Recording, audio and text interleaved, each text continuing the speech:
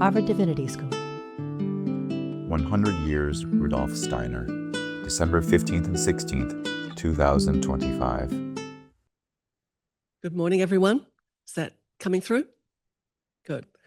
I am also slideless, partly because they tend to collapse when they see me coming, and partly because I have been changing my ideas about this presentation frequently, and partly because I just want to speak a little bit about this place called school and Waldorf education. My name is Liz Beaven, and you will hear that I am an American with a New Zealand accent, which I think is interesting, sort of rounding out this theme of multiple points of view that we are blessed with through this conference, and particularly this morning. I'll refer to my title in a moment, but we were asked to introduce ourselves. So as introduction, 40 years ago, as a new to this country, very bewildered person who landed in New York City, I crossed the threshold of the Rudolf Steiner School on East 79th Street in Manhattan with a 5-year-old. I believed that I was seeking a kindergarten for my child. I did not realize that that threshold was actually stepping into what would become 40 years of inquiry, which continues now with this fundamental question: so what really is Waldorf education? What is the need? What are we responding to? How do I understand this in what was then for me a very different culture? Aside from a slight detour into a university for a few years, I have been actively engaged in Waldorf education in this country since that time.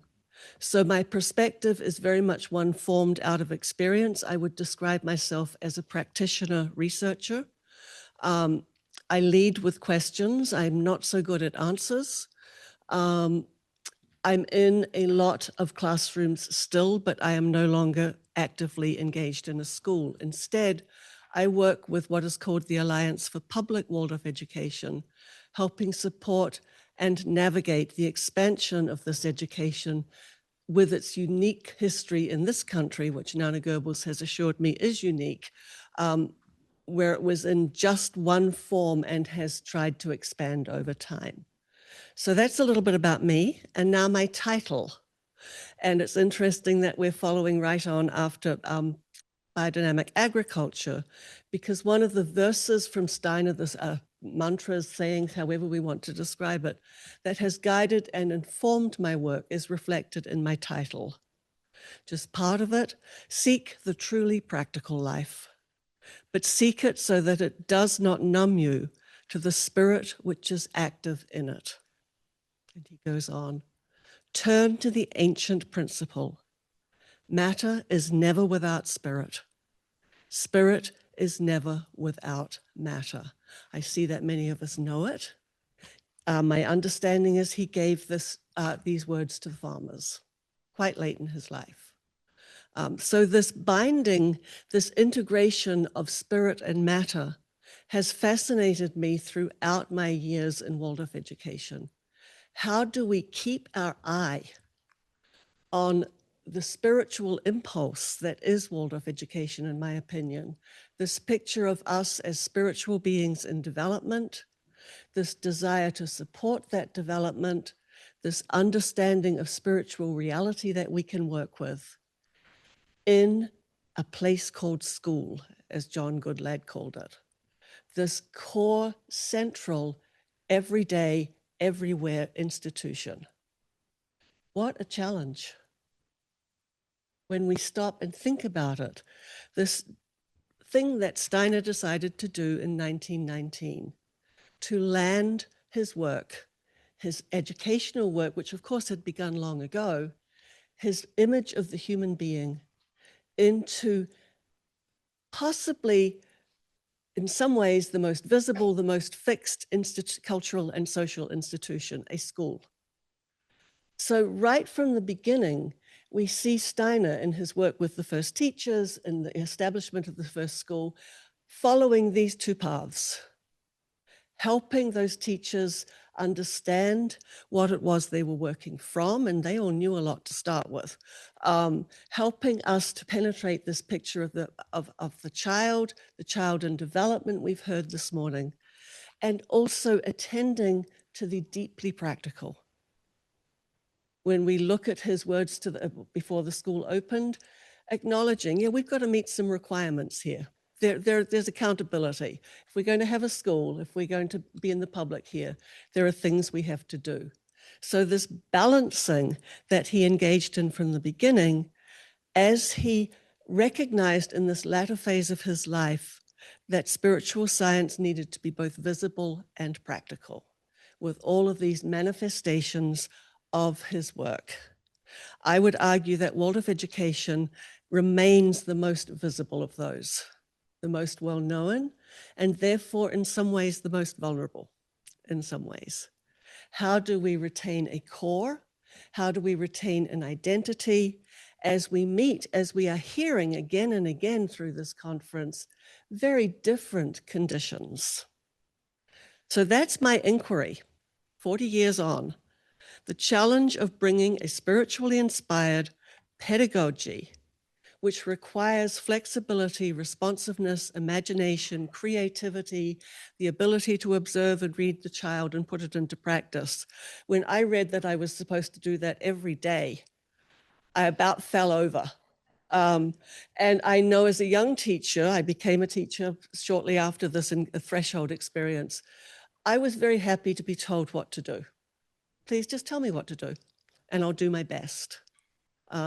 My problem was that I don't do very well at telling what I'm told to do, doing what I'm told to do. So I was in conflict, but there we go.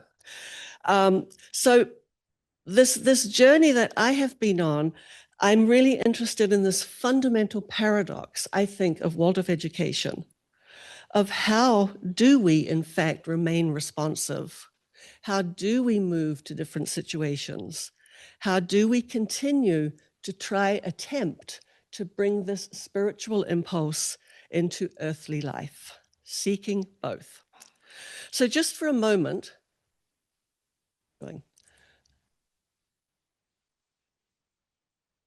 perfect.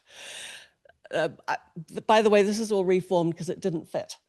Many of us presenting have had this challenge of, okay, well, that's not going to work, is it?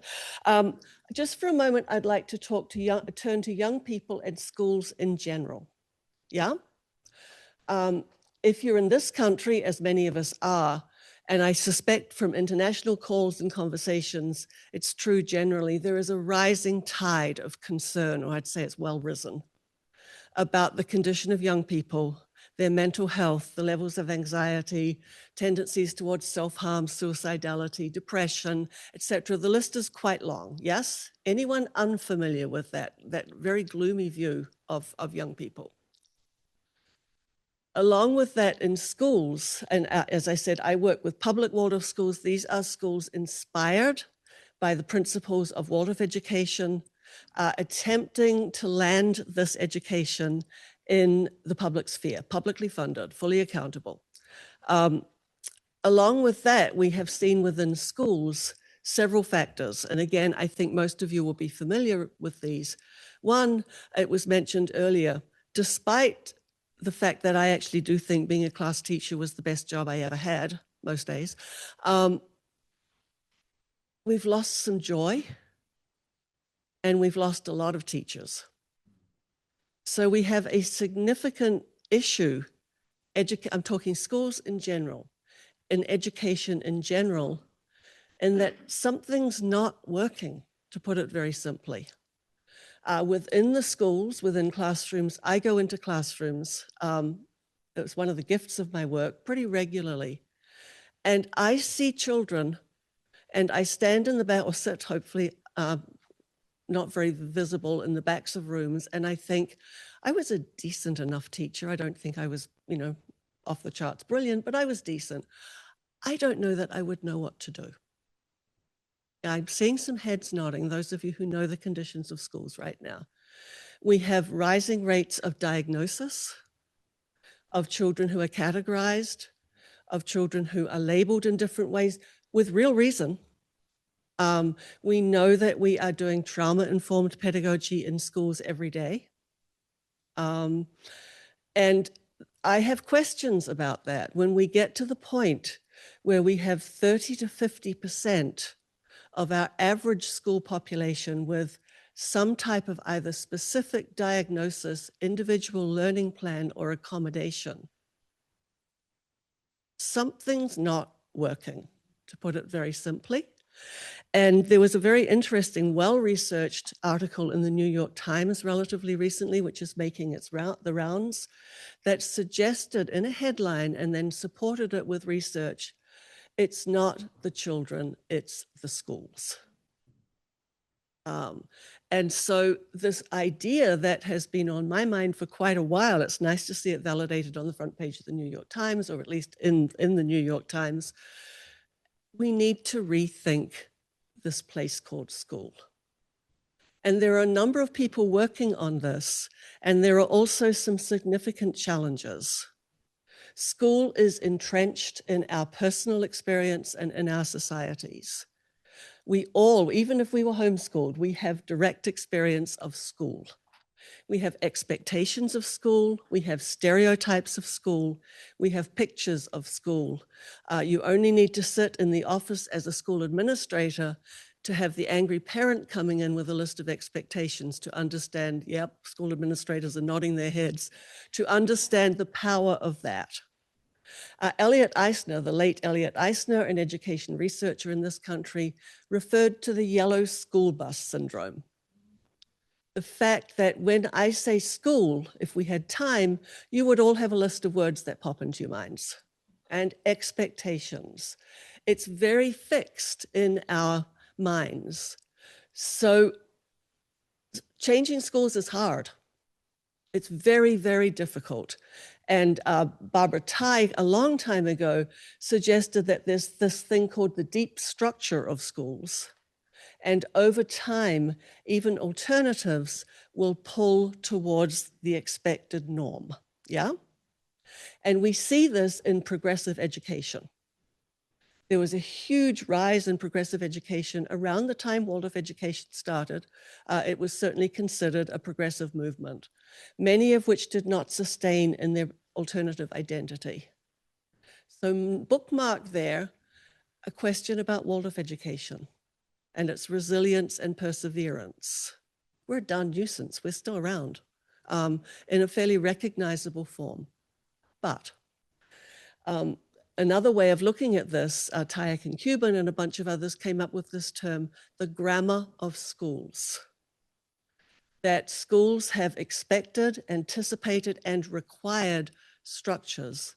They include things like you go in at a certain age, you come out at the end, you move through a series of classes, your day is broken up in rooms and in times that's sometimes called cell and bell. Lovely picture, cells.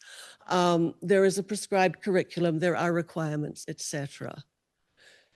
When Rudolf Steiner gave, I believe, what is an impulse of Waldorf education, he fitted it into that form. When we look at that early school, the first school, it has a lot of the hallmarks of school, yeah?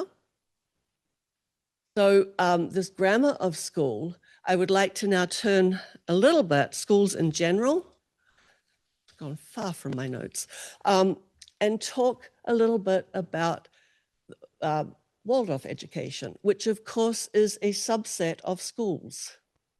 We are not isolated. I think for quite a long time, at least in this country, we did our very best to be so. Talk of the best kept secret, nobody knows about us. There was a certain pride as we wondered why more children weren't in the schools. But we are part of this system, yeah? And I would invite you, I'm not going to do it now because Ezra in a few minutes is going to start giving me hand signals, but I would invite you to think about the grammar of schools, of Waldorf schools. And some of the things that come up immediately are it's developmental, there's a class teacher, there's this kindergarten that is in a certain mood, we have colors, we have what I call the props and costumes, and I don't want to belittle these because they are all really good things for children. We have certain types of materials, we have a main lesson, we have a big list that we could create of the grammar, the expected grammar of Waldorf schools. Yes? I'm sure those of you who are in Waldorf education are forming your own list. Am I correct? Yeah, okay. So it's a recognizable form. It has taken this form, which is again interesting. So paradox is one of my themes right now.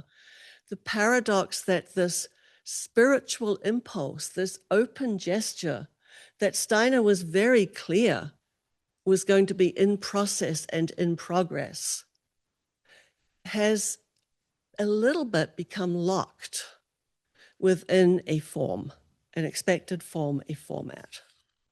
Now, at the beginning, and again, I'm speaking specifically of this country, and I'm also giving only my point of view, which I have discovered is extremely important. I didn't know that last century.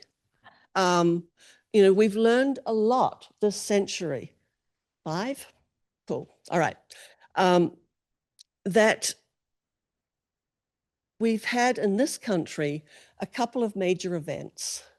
One, our early history was, I dare to say, pretty much following a blueprint that was European of the places locations that have been described this morning.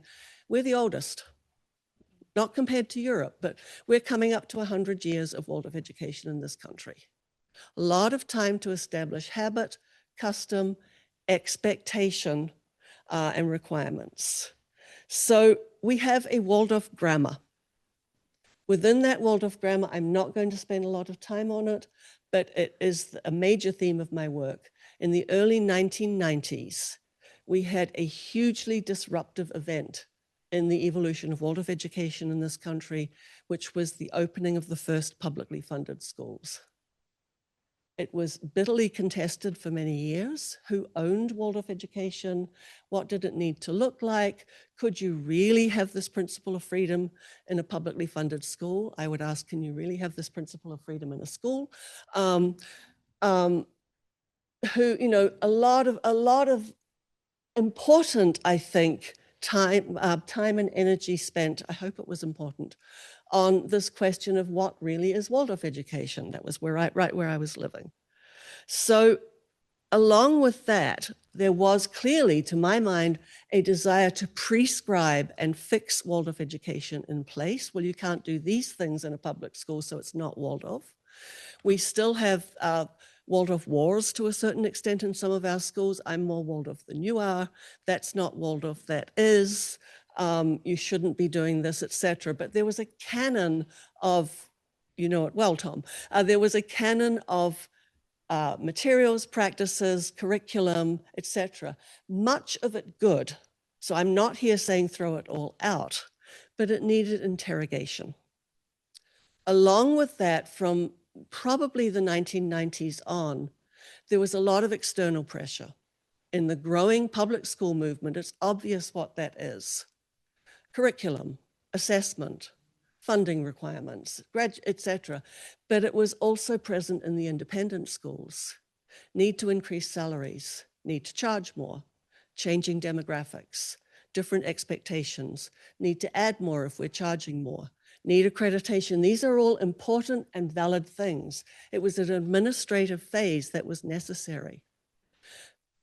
My proposal is that in this process, we've experienced drift.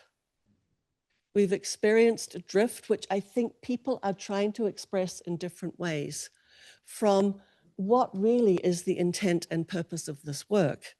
And we know things that we didn't know. At least I didn't. I was woefully ignorant about cultural responsiveness, about the importance of place and location, about indigenous traditions, about changes in childhood and parenting and teachers. We are more informed. The requirements on us have changed from the early days of this is it and this is how we do it, and we'll vary a bit. And that's a little bit simplistic, but hey, 20 minutes. There's a certain requirement in that. So here we stand. That was 11 because you both put a finger up. Or 1 + 1, either way, I've got a little more time than you just gave me. So here we stand, 2025. And, you know, this my title, one, we need to continue to keep our eye on the practical and the spiritual. That's the radical nature of this education for me, this profound vision of the human being and the attempt to meet these brave young travelers who are going into whatever the future is. How can we serve them? How can we equip them? But also the practical. How do we respond to culture? How do we take our learning from the last few years? How do we do this? So, you know, if you thought I would answer it, you are wrong. But I suggest reclaiming the radical nature of Waldorf education. Radical, of course, also means root as well as revolutionary. So I think this means we need to be very openly asking and there are many people, we've got a few of them sitting in this room, asking very sincerely, what did Steiner indicate? And what does it mean? I think the fact that we have people contesting now what was a monolithic, in my early days, frame of child development, with the ideal now of ideal typical, of variation. When we take that a couple of steps, it invites all sorts of questions about some of the fixed structure. And above all, because I don't want to get pulled off the stage with a hook around my neck, I think that we need to go back. Steiner gave very few musts to Waldorf education. I think as a movement in this country, at least, we have loved musts. I wanted them, while I didn't want them. He did give some musts. And they were referred to at the end of a lecture yesterday, at the very end of the first teacher's course. If we think of the challenges of young people and of reimagining schools and of reimagining Waldorf education today, we need the power of imagination. We need courage to confront our truth. We need responsibility of soul. This is our responsibility. We took this on behalf of, not for the children. We need enthusiasm, interest in the whole world. We need to never grow stale or sour. And we need to meet this challenge because it is what we have taken on. So I'm off. I hope that gave some thought before. Sponsored by the Program for the Evolution of Spirituality. Copyright 2023, the Preston Fellows of Harvard College.